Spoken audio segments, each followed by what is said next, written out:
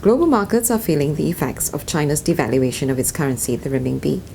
JLL's head of research for Asia-Pacific capital market, Dr. Megan Waters, discusses the potential impact of the move on the real estate market. Chinese investors are now a major force in international investment, putting about $20 billion into global real estate last year, and we're expecting that number to continue. Now, the currency devaluation of the renminbi against the US dollar is just one factor that investors will look at in choosing to make investment decisions. The currency devaluation will make the initial purchase price for overseas property feel slightly more expensive, but the income stream will actually be more attractive because of the depreciation.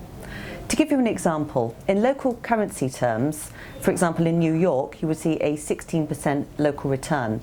The currency movement gives you, and for Chinese investors going into New York, gives you an extra 1% in gain.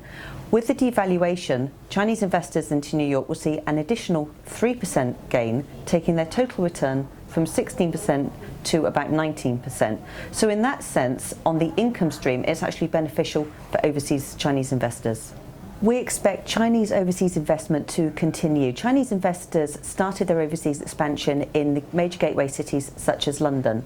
They're now very much moving to look at continental Europe and certainly the US. Just in the last 6 months, we've seen a couple of large Chinese insurers put several $1 million into the New York market, specifically into offices and hotel assets. And it's something we very much expect to continue this year.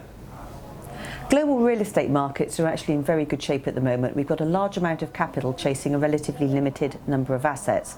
Chinese investors have been very successful in going overseas. Just recently we've seen CIC reported to be in the running to buy the investor portfolio down in Australia for 2.45 billion Australian dollars. So Chinese investors have been very successful going overseas. We expect this to continue. Currency is really just one factor in the real estate investment decision to go overseas, and geographic diversification and the continuing sort of push or allowance of the Chinese government to have capital flow out and flow globally will be something that will continue into 2016 and 17.